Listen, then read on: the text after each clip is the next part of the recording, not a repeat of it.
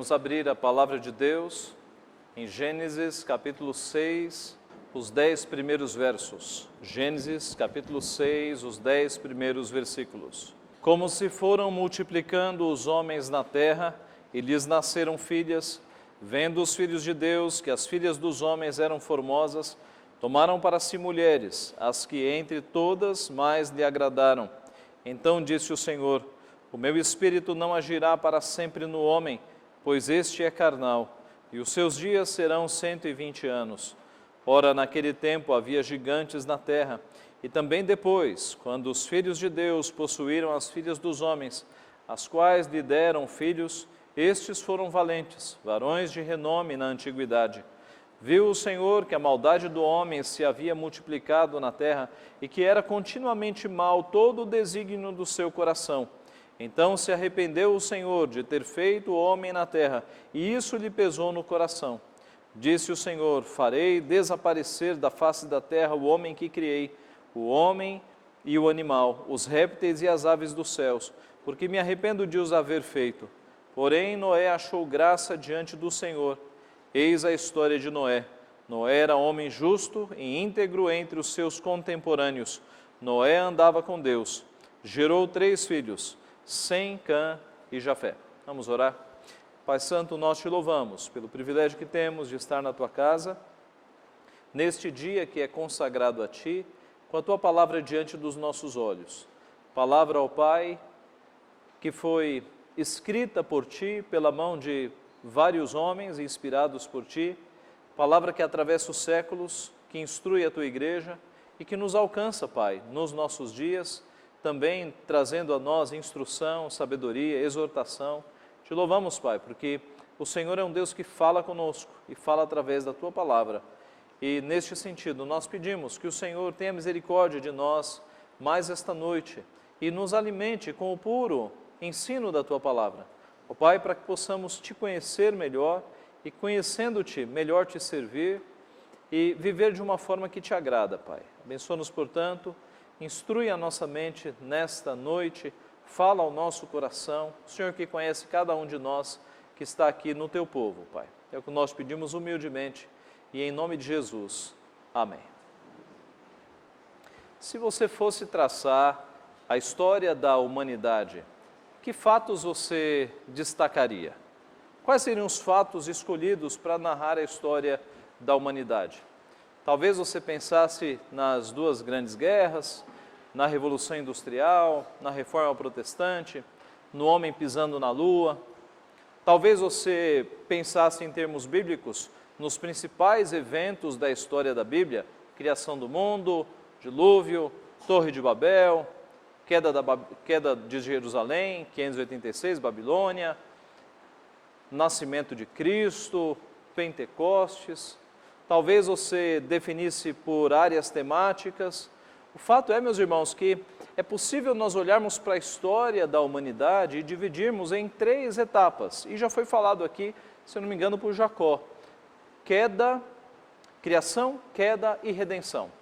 Criação, queda e redenção. Essas 3 palavras resumem toda a história. Deus fez o mundo, o ser humano caiu, houve a queda no pecado, e a partir daí Deus providenciou a redenção, não apenas a redenção do ser humano, mas a redenção de todas as coisas, do universo, de tudo que foi afetado pela queda. Essa é a grande história, a história da redenção. Mas, considerando fatos menores que foram importantes na história da humanidade, nós vemos que esses 3 momentos sempre estão presentes. E olhando agora para a história do dilúvio, a história de Noé e tudo o que aconteceu, nós podemos também destacar, pegar da macro-história e colocar aqui em um episódio esses 3 momentos: queda, criação, queda e redenção. Olhando para o nosso texto, nós vemos então, no começo, um momento em que, mesmo depois de Deus ter criado o mundo, Ele deixou que o ser humano continuasse criando. Não criando como Deus faz, do nada. Deus cria sem matéria-prima. Deus falou em Gênesis 1, registrado em Gênesis 1, e as coisas foram aparecendo e foram se materializando. Mas depois de toda a matéria-prima estar criada, quando Deus passa a Adão e a sua auxiliadora o que nós chamamos de mandato cultural, a ordem para que Adão continuasse cuidando da criação e desenvolvendo a sociedade, nós temos aqui, meus irmãos, como que uma continuação da criação. Alguns autores desenvolvem isso, Francis Schaeffer e outros autores desenvolvem essa, Nancy Pearce também desenvolve a ideia de que como que Deus tenha criado o mundo e passado ao ser humano a tarefa de continuar criando, inventando, desenvolvendo. Quando nós abordamos o nosso texto em Gênesis 6, nós vemos que a criação, ela, em Gênesis 6 nós temos um momento dramático na história da humanidade, quando o texto descreve que a violência chegou a níveis, o pecado chegou a um nível de fato insuportável para Deus. Deus decidiu acabar com toda a sua criação e acabar até com os animais criados, reservando apenas um exemplar, um casal de cada espécie. Nós vemos que antes do mundo chegar a esse estado de pecaminosidade, o mal ele foi se aumentando. No último domingo, nós tivemos o relato do primeiro fratricídio ocorrido na história. Um irmão matando o outro irmão. E como é que a história evoluiu de um fratricídio até chegar a...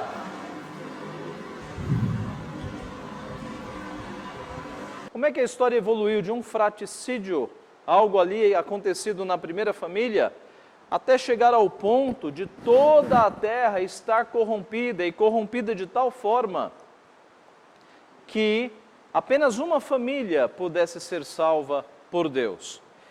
Justamente o capítulo anterior, o capítulo 5 e o capítulo de número 4, nos mostra como foi essa evolução. Nós vemos então, meus irmãos, dentro da nossa abordagem de criação, nós vemos primeiro um progresso, um desenvolvimento da criação, nós vemos um desenvolvimento daqueles mandatos que Deus deu a Adão, de desenvolver a família, de desenvolver a comunhão com Deus e de desenvolver tudo aquilo que havia sido criado.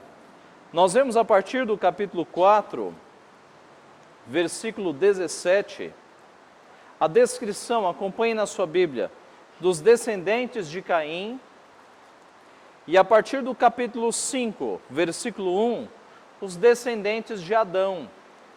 E a pergunta mais óbvia aqui é a seguinte: Caim não era filho de Adão? Não bastava um texto narrando a descendência, uma descendência apenas? Por que Moisés colocou duas descendências separadas?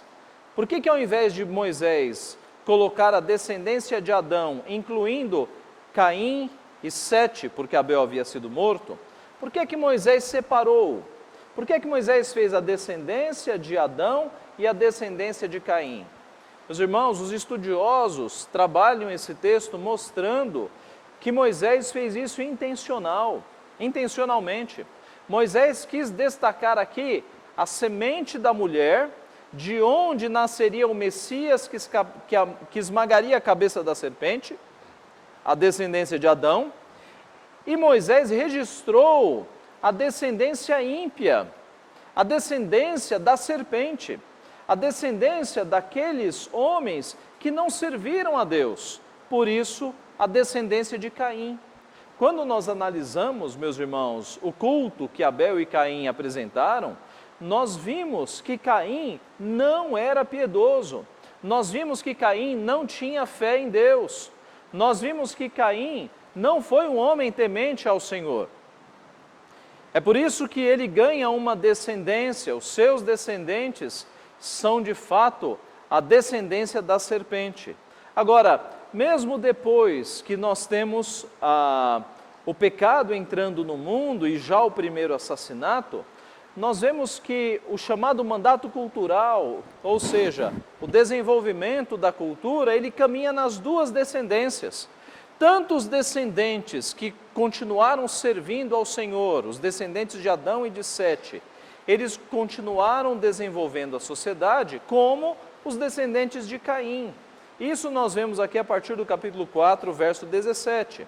Nesse versículo, nós temos a informação que Caim, com a sua mulher, a sua mulher concebeu, deu à luz a Enoque. Caim edificou uma cidade e lhe chamou Enoque, em homenagem ao seu filho. Então veja que aquela ordem que é dada para Adão, para que ele desenvolva a cultura, ela é levada a termo. E Caim cria uma cidade e dá o nome da cidade ao seu filho. Nós vemos, meus irmãos, que nesta cidade, na cidade de Enoque, a cultura foi sendo desenvolvida. No versículo 20, nós vemos que Ada deu à luz a Jabal, este foi o pai dos que habitam em tendas e possuem gado. Este homem chamado Jabal foi aquele que criou a habitação em tendas, que inventou as tendas. E foi aquele que passou a cuidar de gado. Olha aqui o mandato cultural sendo desenvolvido. No versículo seguinte nós temos Jubal, o pai de todos os que tocam harpa e flauta. Esse Jubal foi o inventor da harpa e o inventor da flauta. Veja aqui a música sendo desenvolvida. Na sequência você tem Tubal-Caim. Zilá, por sua vez, deu à luz a Tubal-Caim, artífice de todo instrumento cortante, de bronze e de ferro. A irmã de Tubal-Caim foi Naamá. Tubal-Caim criou o que nós chamamos hoje de metalurgia, instrumentos cortantes de bronze e de ferro. E assim, meus irmãos, nós vemos que, mesmo na descendência da serpente, o mundo continuou a desenvolver-se. A graça comum de Deus, ela atuava nas duas descendências. Quando você pega a descendência dos justos, a descendência da mulher, que passa por Sete, nós temos desenvolvimento também. Veja capítulo 5, verso 28 e 29. Lameque viveu 182 anos e gerou um filho, pôs-lhe o nome de Noé, dizendo: este nos consolará dos nossos trabalhos e das fadigas de nossas mãos, nesta terra que o Senhor amaldiçoou. Nota-se que eles continuavam cultivando a terra que Deus lhe havia dado, uma terra embaixo de maldição, porque o cultivo era embaixo de muito suor, de muito labor. No capítulo 4, verso 26, nós temos o registro do desenvolvimento do mandato espiritual. A Sete nasceu-lhe também um filho, o qual pôs o nome de Enos. Daí se começou a invocar o nome do Senhor. Talvez uma referência ao culto público que começara a ser trazido àquela sociedade. Assim, meus irmãos, nós temos um primeiro momento, antes do dilúvio, de progresso, de criação. Não criação do nada como Deus fez, mas de coisas sendo inventadas, do progresso avançando sobre a humanidade. Nós podemos olhar para a história do mundo nessa ótica de progresso. Há progresso no mundo. A doutrina da graça comum nos mostra que toda a descoberta científica, todo o desenvolvimento tecnológico vem das mãos de Deus. A graça comum, ou a força de Deus, ela limita o mal da humanidade. A humanidade não acaba em guerras porque Deus põe a mão, porque Deus limita, Ele coíbe o mal da sociedade. Por outro lado, a sociedade avança porque Deus como que dispensa ou despeja fagulhas da sua sabedoria. E os homens recebem essas fagulhas e a medicina, a tecnologia avançam, vacinas são descobertas, doenças recebem a sua cura, instrumentos de tecnologia são feitos, são criados, são fagulhas da sabedoria de Deus, porque toda a sabedoria que existe no universo tem apenas uma fonte, e essa fonte é o nosso Deus. Então, no primeiro momento aqui, nós temos um momento de desenvolvimento mesmo com o pecado. É o nosso primeiro ponto, criação. O segundo ponto é a queda, ou corrupção. Nós temos, meus irmãos, o ser humano usando aquilo que Deus lhe deu de sabedoria e entortando essas coisas para desagradar a Deus. Os animais que Deus deu para o desenvolvimento da pecuária, num momento eles viram animais para sacrifícios idolátricos, para sacrifícios da idolatria. A metalurgia, que foi criada em uma das descendências, que nós já vimos, ela aos poucos vai servindo para utensílios de idolatria, para armas, para matar o próximo. Os instrumentos musicais também, que foram dados para o bem, eles vão se transformando em instrumentos de adoração para outros deuses. Você nota que, num primeiro momento, Deus fez tudo bom, mas a queda, o pecado humano começou a turvar e atrapalhar todas as coisas, fazendo com que coisas que haviam sido criadas para glorificar a Deus, agora sejam utilizadas para desonrar o nome de Deus. Nós temos, meus irmãos, não apenas a cultura sendo pervertida e a adoração, mas a família também. Veja no capítulo 4, verso 19. Capítulo 4, verso 19. Na linhagem da serpente, descendentes de Caim, Lameque tomou para si 2 esposas. O nome de uma era Ada e a outra se chamava Zilá. Ada deu à luz a Jabal. Este foi o pai dos que habitam em tendas e possuem gados. Verso 23. E disse Lameque às suas esposas, Ada e Zilá, ouvi-me, vós mulheres de Lameque, escutai o que passo a dizer-vos. Matei um homem porque ele me feriu, e um rapaz porque me pisou. 7 vezes se tomará a vingança de Caim, de Lameque, porém, 70 vezes 7. A cultura havia sido corrompida, a espiritualidade, a adoração já havia sido corrompida, e agora nós temos a família sendo corrompida. Deus estabeleceu que o homem se une à sua mulher e os dois formam uma só carne. Mas eis que aqui nós temos o primeiro registro de poligamia, com esse homem chamado Lameque. Diz o texto que, ao contrário do que Deus havia estabelecido, Lameque tomou 2 esposas para si. E o texto diz mais que esse Lameque era tão prepotente que ele matou 2 homens. Ele matou um homem por vingança, matei um homem porque ele me feriu, e um rapaz porque me pisou, um assassinato por motivo fútil. E mais, além desses 2 assassinatos que ele cometeu, ele se gaba, ele constrói um poema que possivelmente fosse uma música. No texto da sua Bíblia, muito provavelmente, a formatação desse parágrafo está centralizada. Por quê? Aqui aponta-se para um poema, possivelmente uma música. Então a ideia é que esse Lameque, ele é um polígamo, ele mata 2 homens e ele ainda faz uma música, se gabando do seu feito. E se gaba tanto que o final da música é 7 vezes se tomará vingança de Caim, de Lameque, porém, 70 vezes 7. Ou como no bom nordestino, se Caim era valente, eu sou 10 vezes mais. Foi isso que Lameque fez aqui. Então note o progresso da corrupção, o progresso da violência por conta do pecado. Nós vemos que a família, ela foi atacada também, quando um homem aparece com 2 mulheres. Institui-se ali a poligamia, que é uma afronta contra a palavra de Deus. No decorrer do Antigo Testamento, outros homens foram polígamos, mas nunca com a aprovação de Deus. Deus não permitiu, Deus não tolerou, Deus nunca concordou com a poligamia. E esses homens sofreram na sua vida a consequência dos seus pecados.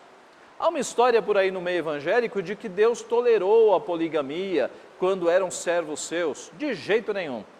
Basta pesquisar o que aconteceu na vida desses homens por conta da poligamia. Salomão, por exemplo, teve o seu coração afastado do Senhor por conta da poligamia. E outros servos sofreram muito por quebrarem a lei do casamento, que conta com uma mulher e um homem. Assim, meus irmãos, nós vemos que a violência vai aumentando. E quando nós chegamos no capítulo 6, nós temos ali a mistura das duas descendências.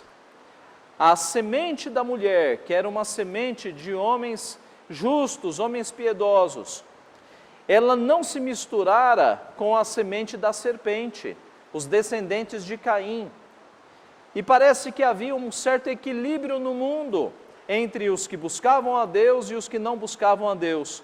Mas eis que em Gênesis 6 é quando eles se misturam através de casamentos ilícitos.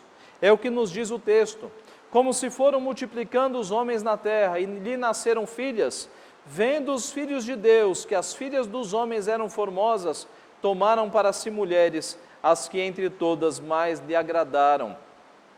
Filhos de Deus aqui é uma referência, meus irmãos, à descendência da mulher. E filhas dos homens, uma referência à descendência de Caim. E aqui nesse texto, quando as duas descendências se misturam, através dos casamentos mistos, através de homens que temiam a Deus e mulheres que não temiam a Deus, aí você não tem mais equilíbrio. E o nível de violência sobe a um ponto que Deus decide acabar com a humanidade. Esse é um texto difícil. Alguns olham para esse texto e dizem que filhos de Deus é uma referência a demônios que teriam tomado mulheres para terem relações com mulheres e nascerem seres intermediários entre homens e mulheres. Meus irmãos, essa é uma interpretação de ficção, porque nada no texto nos aponta isso. Primeiro, anjo não gera filhos. Anjos na Bíblia são assexuados. Nosso Senhor Jesus certa vez disse que na eternidade, na ressurreição, nós seremos como anjos que não se casam e nem se dão em casamento. Você não tem uma referência na Bíblia mostrando que anjos podem ter relações. Aliás, a base para essa ideia de ficção é um livro apócrifo, é o livro de Enoque. E nós não usamos livros apócrifos porque eles não são inspirados, eles não contam com a autoridade divina. Outro argumento, o texto fala em filhos de Deus. Filhos de Deus é uma referência a anjos, eu concordo, mas não apenas a anjos e muito menos a demônios, porque o argumento não é que eram anjos puros, é que eram demônios que haviam possuído mulheres. E terceiro argumento contra esta tese, o texto no versículo 4 diz que naquele tempo havia gigantes na terra, e também depois, quando os filhos de Deus possuíram as filhas dos homens, as quais lhe deram filhos. Então, a tese da ficção é que anjos tenham tomado mulheres e dessa união estranha tenham nascido gigantes. Mas o texto nos diz, observe verso 14, que antes dos filhos de Deus possuírem as filhas, já havia gigantes na terra, já havia homens poderosos, homens com muita força, valentes. Então, meus irmãos, a melhor posição, a que não fere o texto, é essa que eu estou passando, que você tinha uma descendência de homens que seguiam a Deus, uma descendência de homens que não seguiam a Deus. E quando os filhos de Deus se misturaram com as filhas dos homens, você teve esse aumento da maldade. A perda do equilíbrio gerou aumento da maldade, e aí Deus interveio, ou Deus agiu com força para que a situação ela não piorasse. Você tem então, meus irmãos, um aumento da maldade. Veja o verso 11. A terra estava corrompida à vista de Deus e cheia de violência. A maldade havia se multiplicado, versos 5 e 12.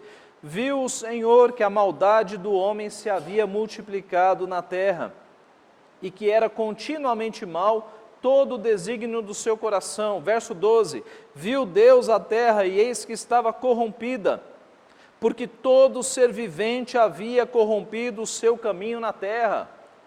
Eu falava hoje de manhã, a nossa tendência é achar que nós vivemos os piores dias do mundo.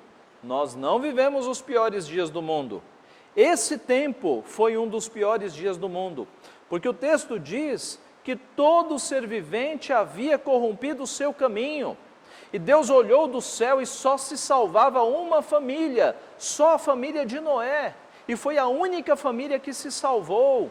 Então, nesse período, a maldade aumentou a níveis insuportáveis ao nosso Deus que é santo. E por isso ele decidiu mandar o dilúvio e acabar com toda aquela pecaminosidade. Nós temos um crescimento, então, progressivo do pecado. O primeiro pecado cometido por Adão foi de desobediência. Na sequência, você tem um assassinato, Caim matando Abel. Mais para frente, você tem poligamia e assassinato com motivo fútil, com orgulho e com poema.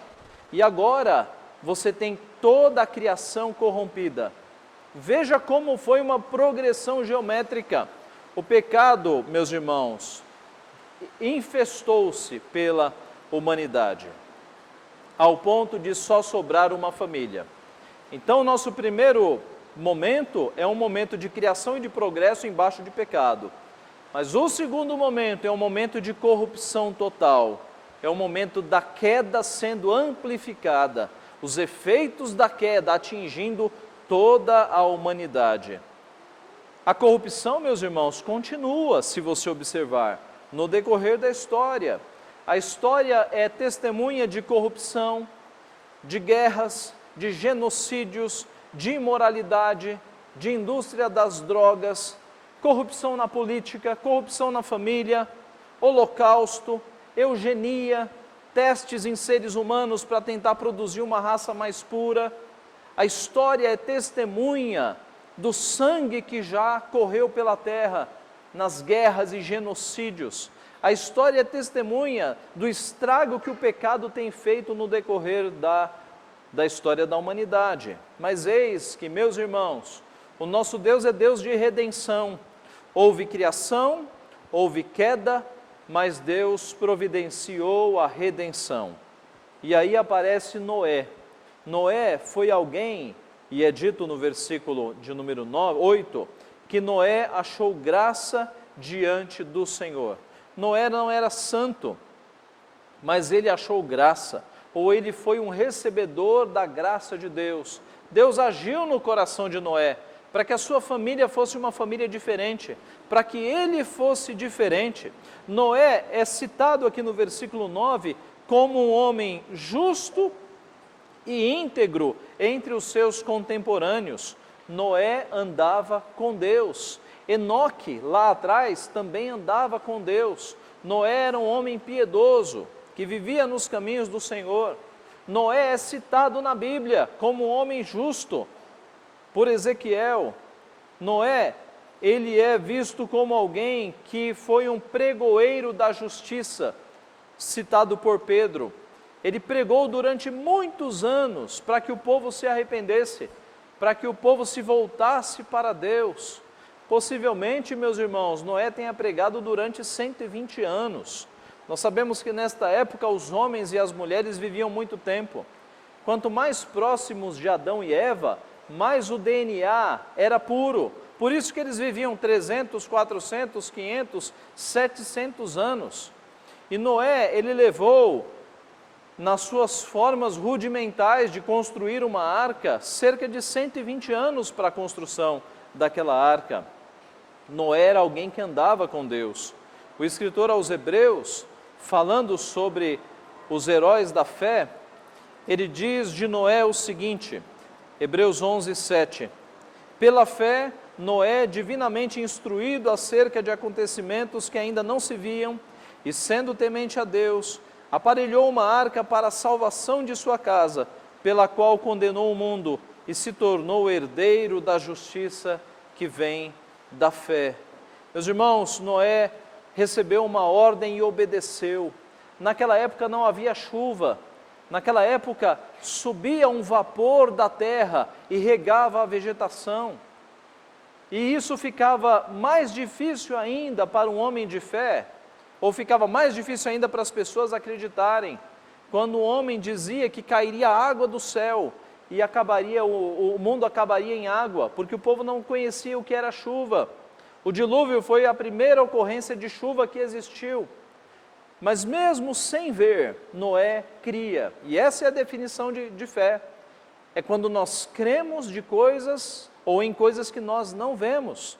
E assim o texto diz que Deus mandou que Noé construísse uma arca de 150 metros de comprimento, de 25 metros de largura, 15 metros de altura. Alguns irmãos nossos americanos construíram há pouco tempo uma réplica dessa, se eu não me engano, em Kentucky. E homens e mulheres, principalmente crentes, têm visitado essa arca para conhecer. Foi construída uma arca nas dimensões reais, de fato. Era uma arca gigantesca, meus irmãos, muito grande, para que coubesse um casal de cada espécie de animais. Esses animais vieram porque Deus mesmo os trouxe par a par, para que eles fossem salvos. A construção, tudo indica, pelo relato aqui de Gênesis 6:3, tenha durado 120 anos. Quando nós vemos, os seus dias serão 120 anos. Durante 40 dias e 40 noites choveu sobre a terra. As comportas do céu abriram e água desceu sobre a terra. E foi muita água, meus irmãos. Há uma discussão se o dilúvio teria sido só naquela região ou um dilúvio global. E a tese melhor, a tese que mais se harmoniza é que foi um dilúvio global mesmo. Porque as águas, as comportas do céu se abriram e houve uma inundação de proporções que, diz o texto, até o monte mais alto foi coberto. E nós vemos isso no capítulo 6, verso 17, porque estou para derramar águas em dilúvio sobre a terra, para consumir toda a carne em que há fôlego de vida debaixo dos céus. Tudo o que há na terra perecerá. Foi um evento de proporções mundiais e catastróficas, porque Deus acabou com toda a sua criação, guardando apenas um exemplar de cada espécie. Mas nós vemos, meus irmãos, que por meio desse julgamento, Deus restaurou a sua criação. A criação atingiu níveis de maldade nunca vistos antes, e Deus trouxe a redenção. Deus fez com que a sua criação fosse preservada, ela não se perdesse toda. Preservou uma família e preservou um casal de cada animais. Nós temos então, meus irmãos, Deus agindo para salvar a humanidade. Na sequência do texto, no final do relato do dilúvio, nós temos Noé descendo da arca com a sua família e erigindo um altar para prestar um culto ao Senhor. Você vê que o mandato espiritual continua. Noé continuava andando com Deus e ele presta culto. E nós vemos que Deus, meus irmãos, descansa o seu arco. Deus faz um sinal que seria o sinal de que a terra não seria mais punida, não seria mais destruída por água, o que nós conhecemos como o arco-íris. E o arco-íris representa justamente Deus aposentando o seu arco, Deus colocando o seu arco, que era um instrumento de guerra, que simbolizava a guerra, colocando o seu arco ali para mostrar que ele não vai mais punir a humanidade por meio de água, mas ele vai punir agora por meio do fogo, como é dito lá na primeira epístola de Pedro. Meus irmãos, nós temos então aqui a criação e o desenvolvimento da criação. Nós temos a queda e a corrupção da queda, mas nós temos sobretudo a redenção, a salvação. Deus intervindo de tal forma que agora ele restaura a ordem do planeta. Ele diz a Noé: multiplicai-vos, dominai sobre a terra. A partir de agora, os animais que antes não tinham medo do ser humano, passarão a ter medo do ser humano a partir daqui, e a terra é restaurada. A arca foi uma salvação provisória. Salvou ali aquela família, salvou a criação de Deus. Nós temos em Cristo, meus irmãos, a salvação definitiva. E nós vemos a salvação de Cristo desenvolvendo-se na história. Os sacrifícios continuaram, os sacrifícios apontavam para Cristo. Deus continuou salvando o seu povo. Em momentos cruciais da história de Deus, Deus estava lá salvando.